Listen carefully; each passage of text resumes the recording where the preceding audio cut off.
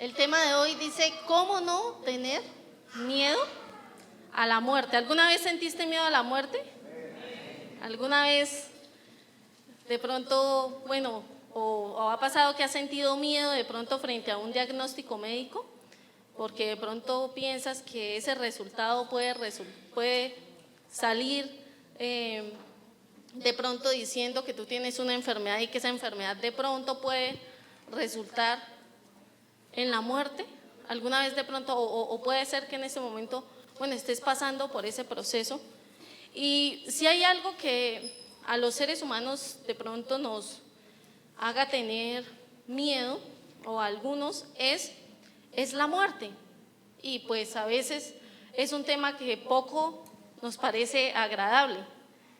Sí, de hecho, pues de las cosas que a uno menos le gusta de pronto ir es a un funeral. ¿O cuántos disfrutan yendo a un funeral? No, creo que ninguno, ¿cierto? Son de las cosas que poco nos gusta. Sin embargo, la palabra del Señor dice que es mucho mejor estar en un funeral que en una fiesta. Sí, porque en el funeral realmente reflexionamos acerca de dónde vamos a parar absolutamente todos. Porque la muerte es lo único seguro que tenemos en esta vida. Dígale a su vecino. Dígale, la muerte es lo único seguro que usted tiene en esta vida. Muchas veces nosotros pensamos que de pronto alcanzando ciertos estudios, logrando alcanzar cierto trabajo, podemos garantizar cosas en nuestra vida, pero es una gran mentira. Lo único que nosotros tenemos garantizado en la vida es la muerte. Nadie sabe realmente, pero en cualquier momento puede llegar. Entonces nadie puede garantizar tener una vida de éxito o cumplir ciertos sueños, alcanzar ciertas metas o alcanzar ciertas cosas para de pronto su familia, pero sí va a alcanzar un día la muerte, ¿cierto? Es lo único seguro que tenemos. Entonces, como ya su vecino le dijo, lo único seguro que usted tiene es la muerte, entonces respóndale ahora, dígale, ¿y usted también? Eso es lo único seguro que tiene, la muerte. ¿Y por qué será que muchas veces la muerte sí es algo que, todo ser humano, a menos que el Señor venga antes por la iglesia y no tengamos que pasar por esa muerte física, pero todo ser humano va a experimentar la muerte? Porque es algo que de pronto a lo que tenemos miedo, porque muchas veces la muerte genera incertidumbre. Para muchas personas la muerte genera como inquietudes dentro de su interior. Y vamos a ver 3 puntos acerca de los cuales o por los cuales la gente le puede tener miedo a la muerte. Pero antes de eso debemos entender que la muerte no era el plan de Dios. La muerte no fue el diseño de Dios. De hecho, cuando el Señor crea al hombre, ustedes recuerdan que Él lo pone en el huerto para que cuide, ¿cierto?, el jardín del Edén. Pero cuando Adán y Eva pecan, la muerte llega a sus vidas, porque el Señor tiene que enviar unos querubines a guardar y a proteger el árbol de la vida. Y en ese momento que ellos deciden desobedecer a Dios y dudan de Dios, sencillamente, ellos caen en una muerte espiritual. Entonces ahí vemos un tipo de muerte, ¿cierto? Entonces vamos a ver como 3 categorías de la muerte, ahí haciendo un paréntesis antes de ir a esos puntos que nos hacen tener de pronto a veces miedo a la muerte. Entonces, una es la muerte espiritual, que es la separación de Dios por el pecado. Esa es la muerte espiritual. La muerte física fue la que vivió posteriormente a Adán. En Génesis 5:5 vemos que la palabra nos habla de que Adán muere físicamente. Entonces es la muerte que todos conocemos popularmente, ¿sí? Cuando se murió tal persona.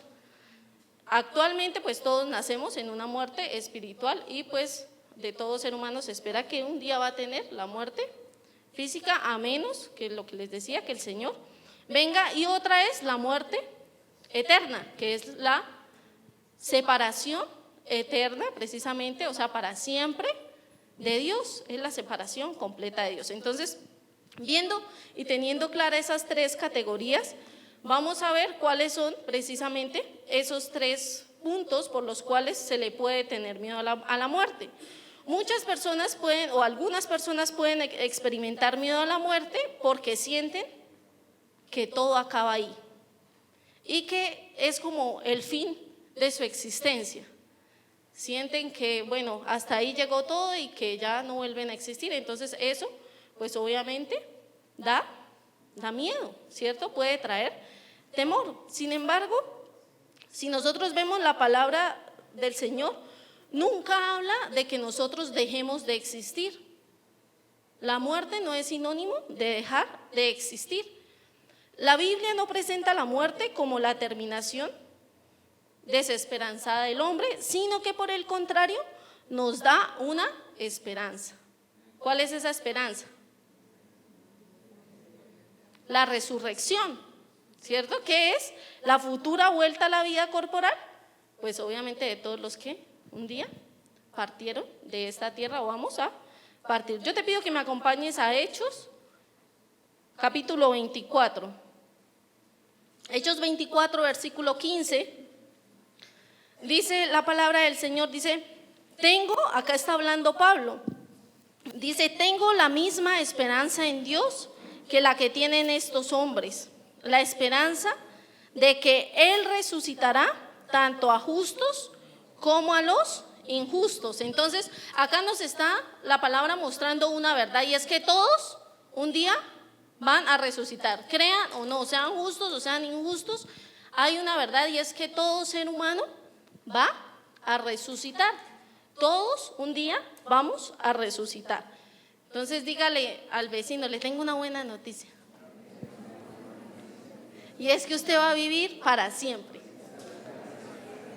¿Cuántos creen que van a vivir para siempre? Bueno, créalo o no lo crea, igual usted va a vivir para siempre, porque eso dice la palabra. Entonces, una segunda cosa por la que se puede tener miedo a la muerte es porque en lo profundo de su interior sienten que no están listos para partir de esta tierra. Muchas veces uno puede preguntarle incluso a personas, que se congregan en una iglesia y decirle, bueno, ¿usted está seguro que si, saliendo de acá usted se resbalara y se enucara y quedara ahí, usted se iría para el cielo? ¿Sí o no? Y muchos, como que, ¿sí? Mira, ahí con ese solo ejemplo usted se da cuenta si le tiene miedo o no a la muerte. Sí, no, yo reprendo, algunos pensarían de una vez, ¿sí? Pero, pues ahí tú te das cuenta si tú le temes o no a la muerte, porque es que realmente para morirse lo único que se necesita es estar vivo, ¿sí? Porque realmente uno no necesita nada más para partir de esta tierra, sino estar vivo. Entonces, muchas veces las personas pueden dudar y sentir, ¿será que sí o será que no? Y pueden tener inquietud en su corazón y pensar, ¿será que sí o será que no? Juan 5, 28 y 29 dice, no se sorprendan, Juan 5, 28 y 29 dice, no se sorprendan tanto, ciertamente ya se acerca el tiempo en que todos los que están en las tumbas oirán la voz del Hijo de Dios. ¿Cuántos creen que ese tiempo se está acercando? Amén. Dice todos, ¿cierto? Dice todos los que están en las tumbas oirán la voz del Hijo de Dios y resucitarán. Los que hicieron el bien resucitarán para gozar de la vida eterna y los que continuaron en su maldad resucitarán para sufrir el juicio. Entonces muchas veces la persona dice, yo ya tengo claro, igual acá si usted ha puesto atención, usted dice, ya tenemos claro que todos vamos a resucitar. La gran pregunta es, ¿usted va a resucitar para qué? ¿Para vida eterna o para juicio? Entonces ahí es donde de pronto viene como a veces la inquietud, ¿para qué voy a resucitar? Y muchas veces podemos caer en la confusión de pensar, ¿será que yo he sido como lo suficientemente bueno para resucitar para vida eterna? ¿O de pronto me he quedado como colgado y de pronto no alcance a resucitar para vida eterna? Sí, y la palabra del Señor dice, vamos a ver qué dice en Efesios 2, versículo 8 y 10, dice, Dios los salvó por su gracia cuando creyeron. Ustedes no tienen ningún mérito en eso. Es que es un regalo de Dios. La salvación no es un premio por las cosas buenas que hayamos hecho. Así que ninguno de nosotros puede jactarse de ser salvo. Entonces, ¿qué es lo que necesitamos para ser salvos? Creer, ¿sí? Dice Dios lo salvó por su gracia cuando creyeron. En ese momento, en el momento que tú tomas la decisión de creer, eres salvo por gracia. Realmente no tenemos ningún mérito en eso. O sea, usted no tiene ahí participación ni siquiera en la punta de un alfiler. Es meramente gracia. Cuando crees, tú recibes la salvación. Entonces, solo creo en Jesús y sigo viviendo a mi manera. Hay doctrinas acerca de eso, ¿no? No, ¿cierto? Porque dice, si nosotros vemos el versículo 10, dice, pues somos la obra maestra de Dios. Él nos creó de nuevo en Cristo Jesús, ¿a fin de qué? ¿Para qué nos creó de nuevo? A fin de que hagamos las cosas buenas que preparó para nosotros tiempo atrás. Entonces Él no nos ha salvado y no nos ha rescatado sencillamente para que nosotros sigamos viviendo como se nos antoja, sino que debemos empezar a vivir de acuerdo a su plan y a su propósito para nosotros. Eso es lo que Dios anhela. Sin embargo, si una persona cree en el Señor y bueno, lo recibe en su corazón y cree que Jesús es el Hijo de Dios y que Él murió por sus pecados y se muere, no alcanzó a vivir más para obedecer a Dios, ¿qué pasa? Pues claro, se salva, ¿cierto? Porque sencillamente creyó, y ese es el requisito indispensable, creer en Él, ¿sí? Eso es realmente lo indispensable. Sin embargo, si el Señor nos da el tiempo para obedecerlo, necesitamos obedecerlo, ¿cierto? Juan 3:36 dice, los que creen en el Hijo de Dios tienen vida eterna. Los que creen tienen vida eterna. Y yo alguna vez les compartí acerca de la diferencia que hay en creer y creerle a Él, ¿no? Eso es súper importante. Dice, los que no obedecen al Hijo nunca tendrán vida eterna, sino que permanecen bajo la ira del juicio de Dios. Entonces, si nosotros tenemos la oportunidad de no solamente decir y de tomar esa decisión de creer, sino también que tenemos la oportunidad de obedecer, tenemos que obedecerlo. Eso es indispensable también, el obedecer a Dios, porque dice, los que no obedecen al Hijo nunca tendrán vida eterna, sino que permanecen bajo la ira del juicio de Dios.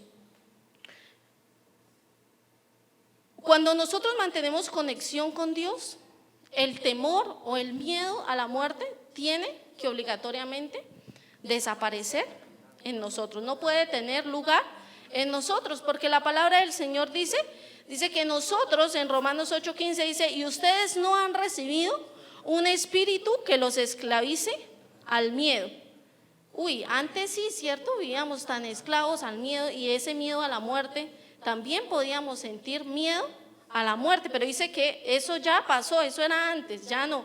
Dice que nosotros no hemos recibido un espíritu que los esclavice al miedo. Dice, en cambio, recibieron el Espíritu de Dios cuando Él los adoptó como sus propios hijos. Ahora lo llamamos Abba Padre, pues su Espíritu se une a nuestro espíritu para confirmar que somos hijos de Dios. Así que como somos sus hijos, también somos sus herederos. De hecho, somos herederos junto con Cristo de la gloria de Dios. Pero si vamos a participar de su gloria, también debemos participar de su sufrimiento.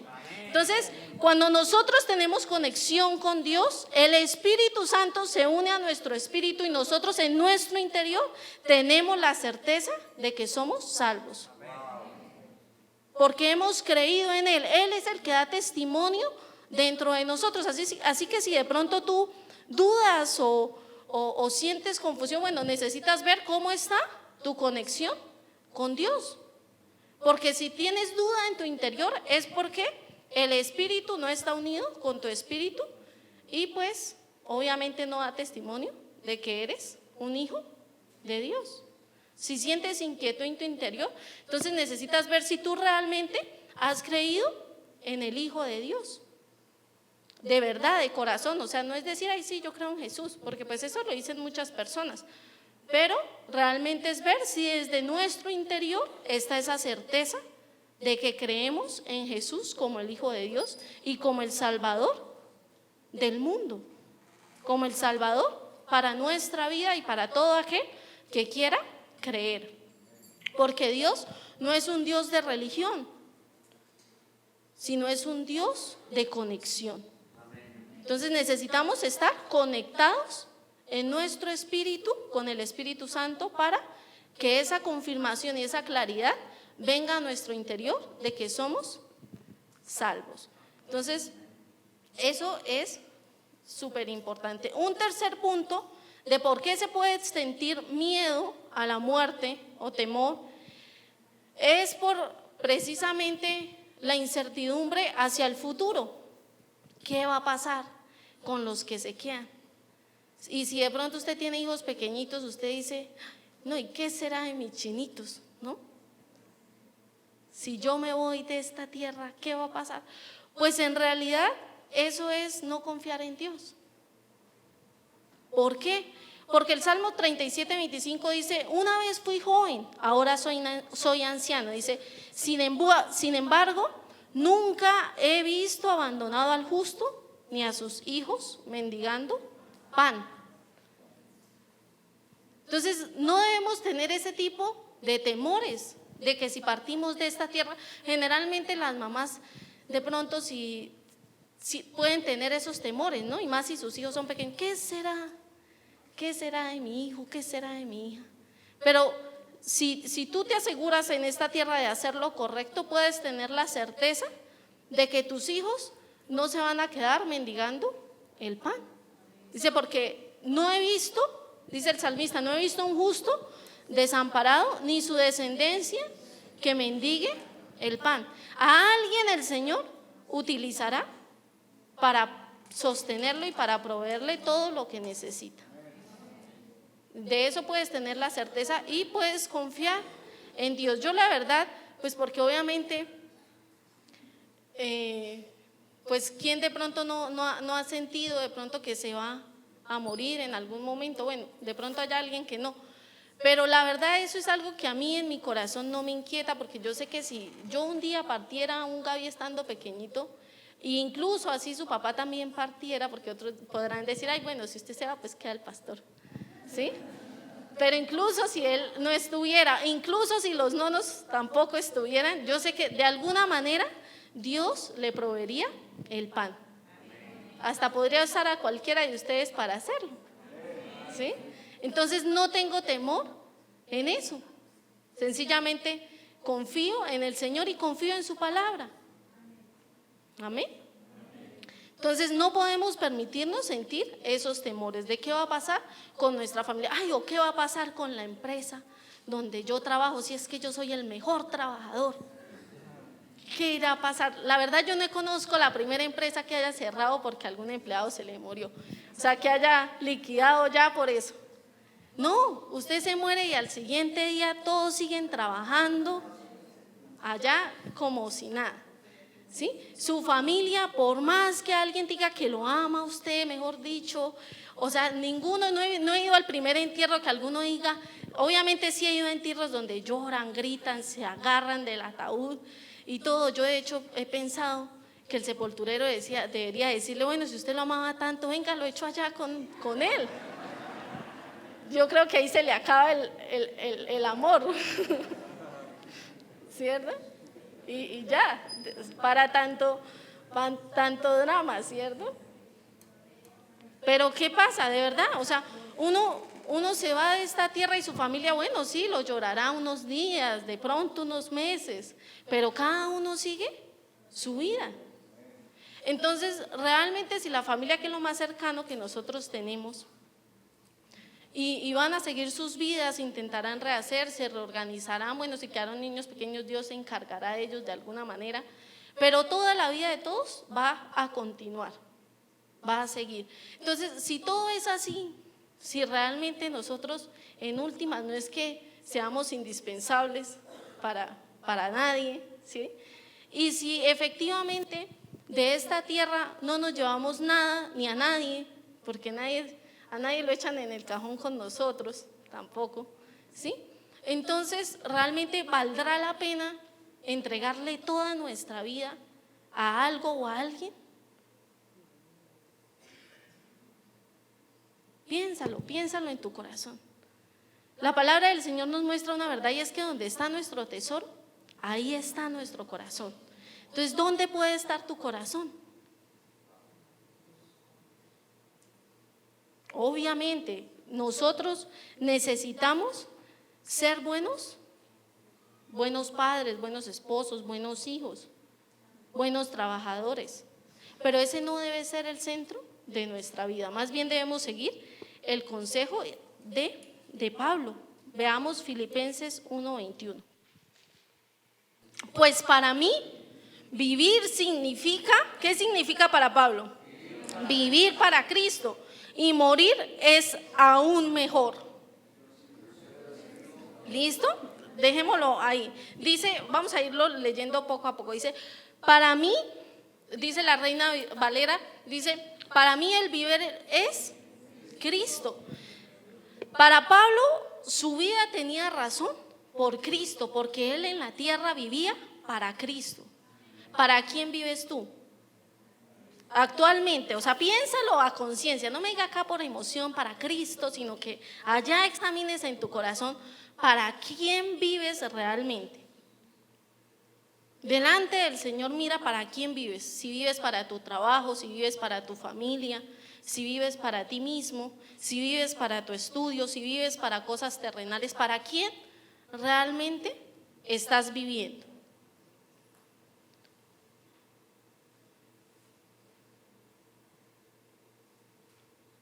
¿Ya? ¿Lo tienen ahí? Bueno, eso es algo que toma tiempo, ¿no? Porque uno necesita evaluar muchas cosas de su vida. Sin embargo, Pablo dice, para mí, vivir significa vivir para Cristo, y morir es aún mejor.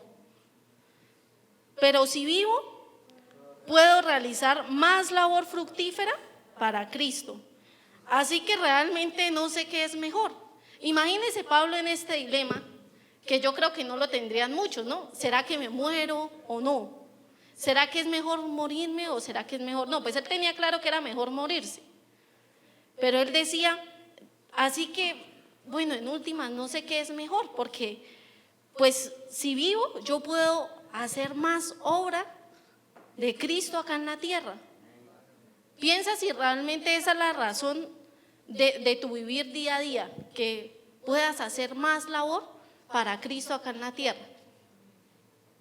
¿Sí? Piensa ahí en tu corazón, allá en lo interior. Dice, pero si vivo puedo realizar más labor fructífera para Cristo. Así que realmente no sé qué es mejor.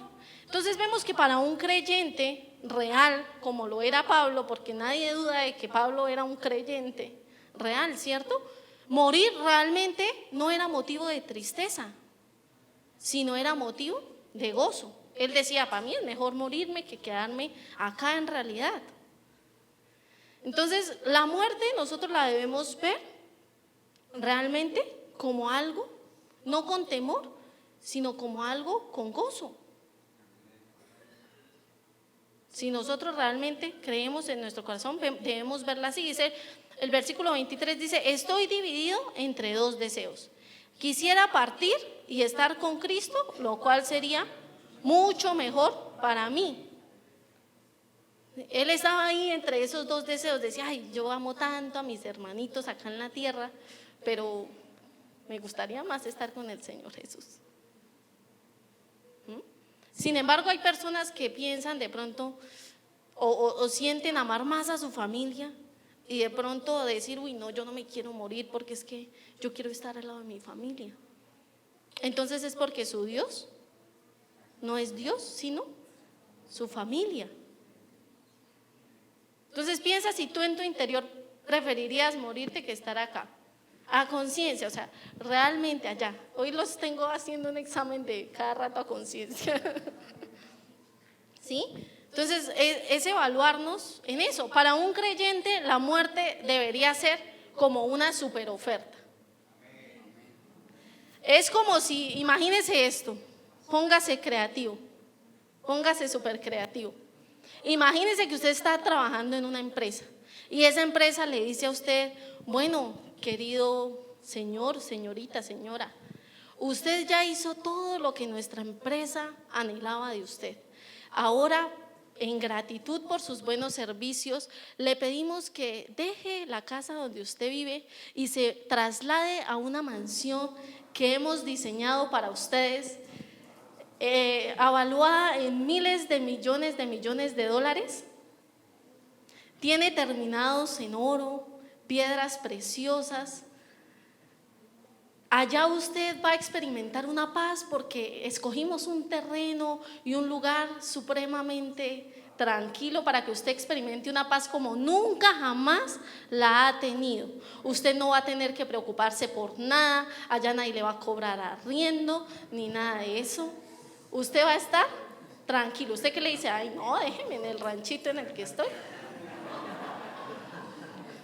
¿Qué haría usted?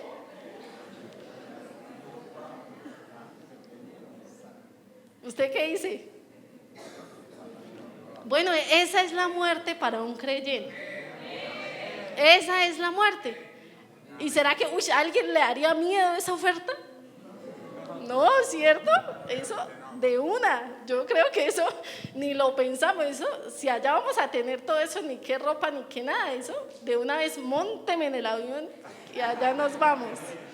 ¿Cierto? Así realmente debe ser la muerte para nosotros.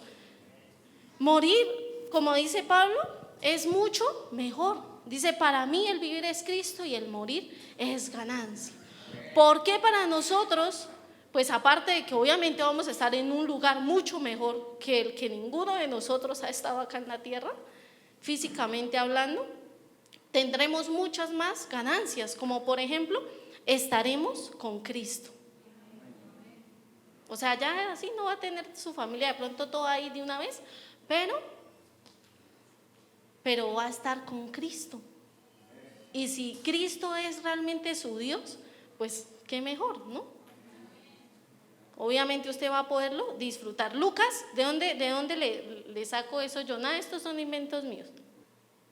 Lucas 23, 42 y 43, versículo 42 y versículo 43. Cuando el Señor Jesús está ahí crucificado, ustedes recuerdan que hay dos ladrones. ¿Cómo se llamaban los ladrones? No sabemos, ¿cierto? Algunos decían, dizque, a mí me enseñaron pequeñita, dizque Dimas y Gestas se llama, pero la Biblia no dice eso por ningún lado. Yo me sentí engañada cuando vi que la Biblia no decía cómo se llamaban, ni tampoco decía que uno estaba a la derecha o a la izquierda, sencillamente dice que habían dos ladrones ahí, ¿sí? Y le echaron la mala a los de la izquierda, porque dijeron que el de la izquierda era el que se había burlado y todo eso.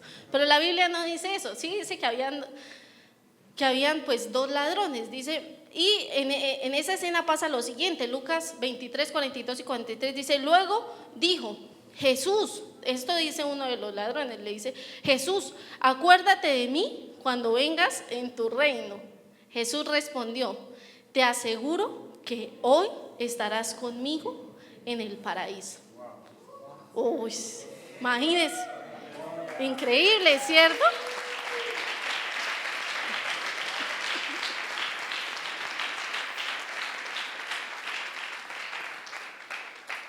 Entonces, la palabra nos asegura que vamos a estar con Él. Vamos a estar con Él. También vamos a tener una casa mejor que la de esta tierra, como ya les dije, ¿no? Mucho mejor. Allá usted no paga arriendo, no paga impuestos, no le toca pagar servicio, no le toca sacar plata para mercado. Imagínese, el paraíso realmente, ¿cierto? Una maravilla. Imagínese, usted no se tiene que preocupar por absolutamente nada. Segunda de Corintios 5:1 dice, pues sabemos que cuando se desarme esta carpa terrenal en la cual vivimos, es decir, cuando muramos y dejemos este cuerpo terrenal, tendremos una casa en el cielo. Genial, ¿cierto? Dice que vamos a tener una casa en el cielo. Allá ya está lista, esperándonos. Dice, y también, dice que un cuerpo eterno, eso es otro beneficio. O sea, ya no vamos a tener este simple cuerpo que realmente es corruptible, que se comen los gusanos allá y todo. No, vamos a tener un cuerpo glorioso, ¿cierto? Un cuerpo que puede estar en relación con Dios. Eso es lo que nos espera a nosotros. Tendremos un cuerpo glorificado. También nunca más vamos a sufrir dolor ni enfermedad, ni estaremos nunca tristes. Apocalipsis 21, 3 y 4 dice la palabra: oí una fuerte voz que salía del trono y decía: miren, el hogar de Dios ahora está entre su pueblo. Él vivirá con ellos y ellos serán su pueblo. Dios mismo estará con ellos. Él les secará toda lágrima en los ojos y no habrá más muerte, ni tristeza, ni llanto, ni dolor. Todas esas cosas ya no existirán más. Genial, ¿cierto?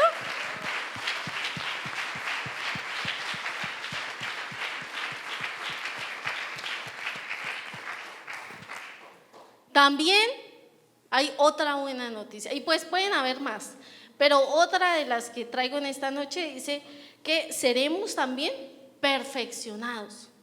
O sea, esa obra que el Señor empezó en nosotros un día cuando nos llamó, el Señor la perfecciona ahí ya en su presencia. Dice Hebreos 12, 22 y 23, dice: en cambio, ustedes han llegado al monte Sión, a la ciudad del Dios viviente, a la Jerusalén celestial y a incontables miles de ángeles que se han reunido llenos de gozo.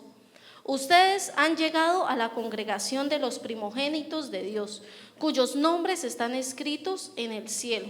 Ustedes han llegado a Dios mismo, quien es el juez sobre todas las cosas. Ustedes han llegado a los espíritus de los justos que están en el cielo y que ya han sido perfeccionados. Qué maravilloso, ¿cierto? Entonces, si creemos en Jesús, no hay una razón por la cual tengamos que tenerle miedo a la muerte, porque el Señor Jesús nos hizo libres de eso. Jesús nos liberó del poder de la muerte. Dice Hebreos 2, 14 y 15, dice: debido a que los hijos de Dios son seres humanos hechos de carne y sangre, el Hijo también se hizo de carne y sangre, pues solo como ser humano podía morir y solo mediante la muerte podía quebrantar el poder del diablo, quien tenía, ¿lo dice él? En pasado, ¿cierto? Dice: quien tenía el poder sobre la muerte. Únicamente de esa manera el Hijo podía libertar a todos los que vivían esclavizados por temor a la muerte. ¿Cuántos han sido libres del temor a la muerte? ¿Cuántos le tienen miedo a la muerte? El que le tenga miedo es porque se quedó dormido toda la prédica y no escucho nada. Entonces yo te pido que te pongas de pie.